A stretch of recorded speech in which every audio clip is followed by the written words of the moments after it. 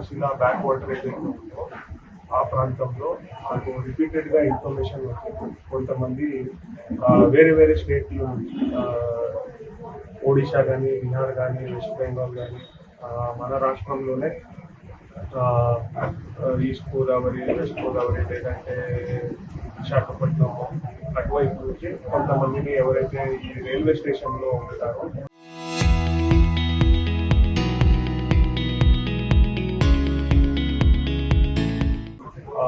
కొంతమంది అనాథులు కానీ, లేదంటే లేని వాళ్ళు ఎవరైతే ఉంటారో వాళ్ళని సోమశిల బ్యాక్ వాటర్ మనీ ఇప్పిస్తాము తీసుకోవచ్చి. కొంతమంది చాలా మంది వరకు ఇష్టపూర్వకంగానే వస్తారు, పని చేయాలని వస్తారు. దానిలో కొంతమందిని ఇష్టం లేకుండా కూడా వాళ్ళ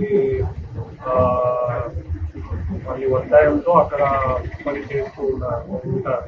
సో ఇది లేదంటే కొంతమందిని విజయవాడ రైల్వే స్టేషన్లో కానీ, తిరుపతి రైల్వే స్టేషన్లో కానీ కొంతమందికి మాయ మాటలు చెప్పి మోసపూర్వకంగా తీసుకురావడం కూడా జరిగింది. So this is nothing but human trafficking. మనము ఇదేముంది వాళ్ళని పని చేయడానికి చేయించుకోవడానికి తీసుకువస్తున్నాము కదా అని అనుకోవచ్చు, కానీ ఇది ఫోర్స్ఫుల్ గా చేస్తే ఇది హ్యూమన్ ట్రాఫికింగ్ అవుతుంది. అండ్ చట్ట ప్రకారంగా బిఎన్ఎస్ లో దీనికి చాలా సీరియస్ పనిష్మెంట్ అనేది ఉంటుంది. సో అందుకోసం ఇంతమందిని 11 మందిని రెస్క్యూ చేయడం జరిగింది. వీళ్ళు ఒడిశా రాష్ట్రము, అలాగే వెస్ట్ బెంగాల్, అలాగే ఆంధ్రప్రదేశ్, తెలంగాణకి చెందిన వాళ్ళు ఉన్నారు. సో 4 రాష్ట్రాల నుంచి ఉన్నారు. ఈ 11 మందిని రెస్క్యూ చేయడం జరిగింది.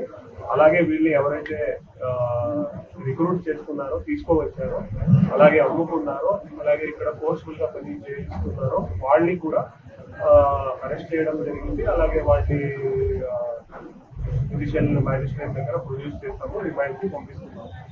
సో మీ మీడియా మిత్రుల ద్వారా సందర్భం ఏంటంటే, ఇట్లా చాలా మంది ఇక్కడ సోమశిల బ్యాక్ వాటర్ అనేది చాలా పెద్ద ఏరియా, దాదాపుగా 55,000 ఏకర్లు ఉన్నాయి.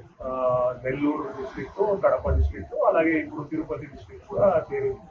సో ఈ ప్రాంతంలో చాలా మందిని ఇట్లా తీసుకువస్తున్నారని మల్టిపుల్ టైమ్స్ మాకు ఇన్ఫర్మేషన్ వస్తుంది. సో వీళ్ళు చేపలు పట్టుకొని అక్కడ సంపాదించుకుంటే మాకేం అభ్యంతరం లేదు, ఇబ్బంది లేదు. కానీ ఇట్లా ఫోర్స్ఫుల్ గా ఎవరినైనా పెట్టుకోవడం అనేది చాలా పెద్ద ఆఫెన్స్, సీరియస్ ఆఫెన్స్. అండ్ ఇది ఇంటర్ స్టేట్ రిపర్కషన్స్ కూడా ఉన్నాయి. చాలా స్టేట్ల నుంచి దీని గురించి కంప్లైంట్స్ వస్తున్నాయి. సో ఇప్పుడు ఈ సారంగిలు ఎవరైతే ఉన్నారో, అలాగే ఈ చేపలు పట్టే ప్రొక్యూర్ చేసుకునే వాళ్ళు ఎవరైతే ఉన్నారో వాళ్ళకి మీడియా ద్వారా గట్టిగా వార్నింగ్ ఇస్తున్నాము. ఏంటంటే మళ్ళీ ఇలాంటివి ఇన్సిడెంట్స్ జరిగితే యాక్షన్స్ ఇంకా గట్టిగా ఉంటాయి, చాలా గట్టిగా ఉంటాయి. అండ్ ఎవరైనా ఇలాంటి వాళ్ళు ఉంటే ఇప్పుడే వాళ్ళని వదిలిపెడితే ఈ అందరికీ మంచిది. మళ్ళీ ఇట్లాంటివి రిపీట్ అయితే మాత్రం చాలా గట్టిగా యాక్షన్ అనేది ఉంటుంది.